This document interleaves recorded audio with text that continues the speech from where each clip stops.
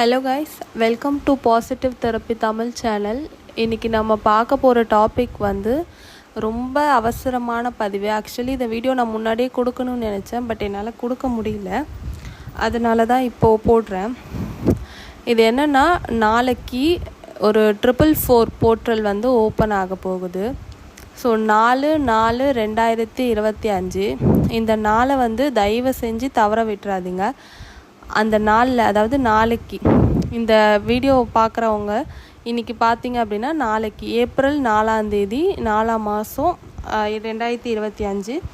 So இந்த வீடியோவில் வந்து நம்ம அதை பற்றி தான் பார்க்க போகிறோம். அதில் என்னென்ன ஸ்பெஷல், நம்ம என்ன பண்ணலாம் அப்படின்றத பற்றி பார்க்கலாம். இப்போ நம்ம வீடியோக்குள்ளே போகலாம் கைஸ். இந்த 4 பொறுத்த வரைக்கும் 444 அப்படின்றது ஒரு ஏஞ்சல் நம்பரை வந்து குறிக்குது. இந்த நாளில் நம்ம வந்து என்ன நினைச்சாலுமே அது கண்டிப்பாக நிறைவேறும். நீங்கள் என்ன வேணுமோ அதை வேண்டிட்டு நீங்கள் வந்து நான் சொல்கிற மெத்தடை ட்ரை பண்ணிங்க அப்படின்னா கண்டிப்பாக அது உங்களுக்கு நடந்தே தீரும். ஸோ என்ன மாதிரி ஆசைகள் வேணாலும் இருக்கலாம். உங்களுக்கு ஒரு ஜாபில் ப்ரொமோஷன் கிடைக்கணும், இல்லை வேலை வேணும், இல்லை படிப்பில் நல்ல மார்க் எடுக்கணும், இல்லை காதல் வாழ்க்கை கைகூடணும், இல்லை மேரேஜ் வந்து சக்ஸஸ்ஃபுல்லாக நடக்கணும், இல்லை குழந்தை பிறக்கணும். இந்த மாதிரி என்ன மாதிரி விஷயம் இருந்தாலும் உங்களுக்கு என்ன வேணுமோ, கடன் அடையணும், இல்லை காசு வேணும், இந்த மாதிரி, அதாவது உங்களுக்கு ஒரு சின்ன சின்ன ஆசைகள் இருக்கலாம், இல்லை ஏதோ ஒரு பெரிய ஆசைகள் இருக்கலாம், இல்லை ஒரு வீடு வாங்கணும், நான் கார் வாங்கணும், நான் வண்டி வாங்கணும்னு ஆசைப்பட்றேன். அந்த மாதிரி ஒவ்வொருத்தர்களுக்கு ஒவ்வொரு விதமான தேவைகள் வந்து கண்டிப்பாக இருக்கும். எல்லாருக்குமே இந்த உலகத்தில் ஒவ்வொரு தேவைகள் இருந்துக்கிட்டே தான் இருக்குது. ஸோ அது சில பேருக்கு வந்து கனவாகவே போயிடுது. பட் அதையுமே வந்து நம்மளால் நிறைவேற்ற முடியும். நம்மளால் வந்து எல்லாத்தையுமே நம்மளால் சாதிக்க முடியும், கண்டிப்பாக முடியும். நம்ம மனசில், அதாவது நம்மளோட ஆழ் மனசில் எது வந்து ஆழமாக பதியுதோ அதுதான் வந்து ரியாலிட்டி லைஃப்பில் வந்து நடக்குது அப்படின்னு சொல்கிறாங்க. அதுதான் உண்மையுமே கூட. ஸோ வந்து எல்லாருமே வந்து பாசிட்டிவாக நினைக்க அவங்களோட லைஃப் வந்து அப்படியே சேஞ்ச் ஆகிறத நம்ம கண்ணு முன்னாடி நம்மளால் பார்க்க முடியும். எந்த சுச்சுவேஷனாக இருந்தாலும் வந்து நம்ம ரொம்ப பாசிட்டிவாக, ரொம்ப கூலாக ஹேண்டில் பண்ணிட்டு போனோம் அப்படின்னா கண்டிப்பாக நம்ம என்ன நினைக்கிறோமோ அதுவாகவே ஆகவும் முடியும் நம்மளால். நீங்கள் வந்து ஒரு பயம், சின்ன பயம் கூட இல்லாமல் என்னால் வந்து இது பண்ண முடியாதுன்னு எவ்வளோ பேர் சொல்லுவாங்க. ஆனால் அந்த பயம் இல்லாமல் இதை நான் பண்ணி காட்டுறேன் அப்படின்ற ஒரு இடத்துல நம்ம போய் நிற்கிறப்ப கண்டிப்பாக நமக்கு வெற்றி தானாக வரும். ஸோ அதனால் நாளைக்கு நாளை தயவு செஞ்சு தவற விட்டுறாதீங்க.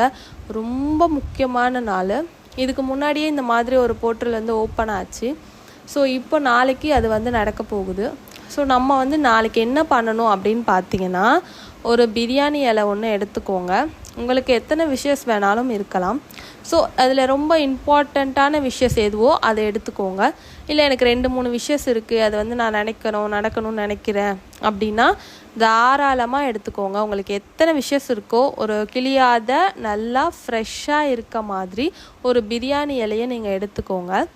அதில் உங்களுக்கு என்ன வேணுமோ அந்த விஷஸை நடந்த மாதிரி, அதாவது உங்களுக்கு ஒரு வேலை கிடைக்கணும் அப்படின்னா, நான் ஆசைப்பட்ட வேலை எனக்கு கிடைச்சதுக்கு நன்றி. அதாவது எப்போயுமே நம்ம என்ன யூனிவர்ஸ்கிட்ட கேட்டாலுமே அது நடந்துடுச்சு அப்படின்னு சொல்லி அதுக்கு நன்றி சொல்கிற விதமாக நம்ம கேட்குறப்போ அது இன்னும் சீக்கிரமாக நமக்கு வேலை செய்யும். அதுதான் உண்மை. ஸோ அதனால் நீங்கள் வந்து அப்படி சொல்லி கேளுங்க. எனக்கு வந்து நான் ஆசைப்பட்ட மாதிரி என்னோடய லைஃப் பார்ட்னர் கிடைச்சதுக்கு நன்றி. இது வந்து மேரேஜ்க்காக நீங்கள் எழுதுறீங்க அப்படின்னா, இல்லை நீங்கள் லவ் பண்ணுற பொண்ணை கல்யாணம் பண்ணிக்கணும், இல்லை பையனை கல்யாணம் பண்ணிக்கணும்னா, நான் வந்து விரும்பினவங்களை கல்யாணம் பண்ணிக்கிட்டதுக்கு, அதாவது பெற்றோர் சம்மந்தத்தோட கல்யாணம் பண்ணதுக்கு நன்றி, என்னோட கல்யாணம் நான் ஆசைப்பட்ட மாதிரி நடந்ததற்கு நன்றி. அந்த மாதிரி உங்களுக்கு தேவையான ஒரு இதை ப்ரெசன்டென்ஸ், அதாவது நடந்த மாதிரி, ஆல்ரெடி நடந்த மாதிரி நீங்கள் போட்டு எழுதுனீங்க அப்படின்னா கண்டிப்பாக நடக்கும். இப்போ எக்ஸாமில் வந்து குழந்தைங்கள மார்க் எடுக்கணும் அப்படின்னு நினைக்கிறீங்கன்னா, இப்போ பேரண்ட்ஸே பார்க்குறீங்க, அவங்களே எழுதணுன்னா, என்னோடய குழந்தை வந்து எக்ஸாமில் இவ்வளோ ஸ்கோர் பண்ணதுக்கு நன்றி, இந்த மாதிரி மதிப்பெண் எடுத்ததுக்கு நன்றி, அந்த மாதிரி போட்டு எழுதலாம். இல்லை அவங்களே எழுதினாலும் சரி தான். யாராக இருந்தாலும் சரி, எப்படினாலும் உங்களுக்கு என்ன தேவையோ அதை அந்த மாதிரி போட்டு எழுதிக்கோங்க. ஒரு பே லீஃப் எடுத்துக்கோங்க. ஃபஸ்ட்டு கிளியாமல் இருக்க மாதிரி ஒரு பே லீஃபு எடுத்துட்டு ப்ளூ கலர் பென், நார்மலாக எல்லாத்துக்குமே வந்து ப்ளூ கலர் பெனில் நம்ம எழுதலாம். பிளாக் கலர் மட்டும் அவாய்ட் பண்ணிவிடுங்க, அதில் எழுத வேண்டாம். ஸோ மோஸ்ட்டாக நம்ம காமனாக எல்லாத்துக்குமே யூஸ் பண்ணுறது ப்ளூ கலர் பெனில் எழுதலாம். அந்த பெனில் உங்களுக்கு என்ன விஷயஸோ அதை வந்து எழுதிக்கோங்க. அதாவது ஒரு பக்கத்தில் அதை எழுதிக்கோங்க, பின்னாடி பக்கத்தில் திருப்பி 444 அப்படின்னு மட்டும் எழுதிக்கோங்க. ஏன்னா அந்த 444 தான் நாளைக்கான ஏஞ்சல் நம்பர், நமக்கு அதுதான் வந்து நடத்தி கொடுக்க போகிறாங்க. ஸோ அதனால் 444 அப்படின்ற நம்பரை நீங்கள் எழுதிக்கோங்க. உங்களோட விஷஸை வந்து ஒரு இதில் எழுதிக்கோங்க, ஒரு சைட், பின்னாடி சைடில் 444 அந்த மாதிரி 2 சைட்லையுமே எழுதிக்கோங்க. எழுதினதுக்கப்புறம் அந்த பேலீஃபை உங்கள் கைகளில் வச்சு நல்லா பிரார்த்தனை பண்ணிக்கோங்க. நான் நினச்சது நடந்ததுக்கு நன்றி அப்படின்னு சொல்லி நீங்கள் என்ன எழுதியிருந்தீங்களோ அதையுமே சொல்லி கூட நீங்கள் வந்து நன்றி சொல்லிக்கோங்க. யூனிவர்ஸ்க்கு நல்லா ப்ரே பண்ணிக்கோங்க. அந்த இடத்துல கூட எந்த ஒரு பயத்தையோ இல்லை ஒரு நெகட்டிவான சென்டென்ஸையோ யூஸ் பண்ண வேண்டாம். இதெல்லாம் நடக்குமான்னு ஒரு பக்கம் மனசில் வந்தால் கூட கண்டிப்பாக அதுக்கு சான்ஸ் வராது. அதனால் நீங்கள் என்ன எழுதியிருக்கீங்களோ அந்த சென்டென்ஸையை கூட சொல்லி நீங்கள் வந்து அதுகளுக்கு நன்றி சொல்லிக்கோங்க. நன்றி சொல்ல சொல்ல சொல்ல நமக்கு ஆப்பர்ச்சுனிட்டிஸ் வந்து அதிகமாகிக்கிட்டே இருக்குமே தவிர என்றைக்குமே குறையாது. நம்ம எந்த ஒரு விஷயத்துக்குமே நன்றி சொல்கிறது ரொம்ப முக்கியம். ஸோ சின்ன விஷயமா இருந்தாலும், அது சின்னவங்கள்லேருந்து பெரியவங்க வரைக்கும் யாராக இருந்தாலும் பார்க்குறீங்களா, அவங்களுக்கு ஏதோ ஒரு ஹெல்ப் பண்ணுறீங்க, இல்லை என்ன செஞ்சாலும் தேங்க்ஸ் சொல்லுங்கள், இல்லை நன்றி சொல்லுங்கள், அந்த மாதிரி ஏதாவது ஒன்று சொல்லிக்கிட்டே இருங்க. ஸோ நம்ம தினம் இந்த லைஃப்பை டே டு டே நம்ம வாழ்கிறதுக்கே நமக்கு இறைவனுக்கு நன்றி சொல்லிக்கிட்டே இருக்கணும். அதுக்குமே நம்ம பெருசாக யாருக்குமே சொல்கிறதே கிடையாது. ஸோ நன்றி சொல்கிறது ரொம்ப முக்கியமான விஷயம். அதை மட்டும் தொடர்ந்து செஞ்சிட்டே வந்து பாருங்களேன், உங்கள் லைஃப்பில் நல்ல பெரிய மாற்றங்கள் எல்லாமே பார்ப்பீங்க. ஸோ அதனால் அந்த பேலீஃபில் எழுதுனதுக்கப்புறம் கையில் வச்சுட்டு உங்களால் எவ்வளோ நேரம் ஒரு கான்சன்ட்ரேஷனோட பிரார்த்தனை பண்ண முடியுமோ, மிஞ்சி போனால் ஒரு 4 நிமிஷம் 5 நிமிஷம் கூட பண்ணிக்கோங்க.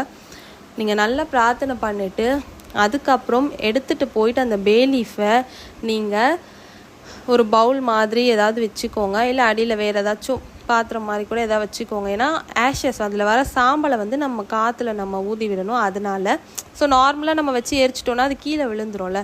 ஸோ அதுக்காக வேறு ஏதாவது ஒரு பவுல் மாதிரி அதை வச்சுட்டு அந்த சேஃப்டியாக நீங்கள் வந்து அந்த பேலீஃபை பிடிச்சிக்கோங்க. வேறு ஏதாச்சும் பொருள் வச்சு அதை பிடிக்கிற மாதிரி இருந்தால் கூட அதை லைட்டாக பின் பண்ணுற மாதிரி வச்சு பிடிச்சிக்கோங்க. பிடிச்சிட்டு அந்த பேலீஃபை வந்து உங்கள் கைகளால் நான் வந்து பிரார்த்தனை பண்ணேன், எனக்கு இது வந்து நடந்துருச்சு, அதுக்கு நன்றி சொல்கிறேன்ற மாதிரி நன்றி சொல்லிவிட்டு அப்போயுமே அதை எரிங்க. எரித்து முடித்ததுக்கப்புறம் அதில் வர சாம்பல் இருக்குல்ல, அந்த சாம்பலை உங்கள் அந்த பாத்திரத்தோடு அப்படியே கையில் வச்சுட்டு இது நடந்ததுக்கு நன்றி அப்படின்னு சொல்லி ஒரு வார்த்தை மட்டும் சொல்லிவிட்டு அதை உங்கள் கைகளில் கொட்டிட்டு அப்படியே வந்து யூனிவர்ஸை பார்த்த மாதிரி, வானத்தை பார்த்த மாதிரி நோக்கி நீங்கள் ஒரு மொட்டை மாடியிலையோ பால்கனிலையோ எங்கே வேணாலும் நின்று பண்ணுங்கள். உங்கள் வீட்டில் கூட இருந்து பண்ணலாம். பண்ணி முடிச்சதுக்கப்புறம் இதை எரித்து முடிச்சதுக்கப்புறம் அந்த சாம்பலை எடுத்துகிட்டு வந்து குப்பையிலையோ இல்லை தண்ணியிலையோ தயவு செஞ்சு போட வேண்டாம். அது காற்றோடு அப்படியே ஊதி விட்டுருங்க. அது வந்து இயற்கையோடு அப்படியே கலந்து யூனிவர்ஸோடு சேர்ந்து நீங்கள் ஆசைப்பட்ட விஷயத்த அந்த நேரத்தில் கண்டிப்பாக உங்களுக்கு பண்ணி கொடுக்கும். ஸோ இது வந்து நாளைக்கு ஃபுல்லாக டே ஃபுல்லாகவே நீங்கள் எப்போ வேணாலும் பண்ணலாம். பட் நீங்கள் வந்து காலையில் 4:44 இருக்குல்ல அந்த டைமிங்க்கு பண்ணலாம். அப்படி இல்லை அப்படின்னா ஈவினிங் 4:44 வரும்ல அந்த டைமிங்கில் பண்ணுங்கள்.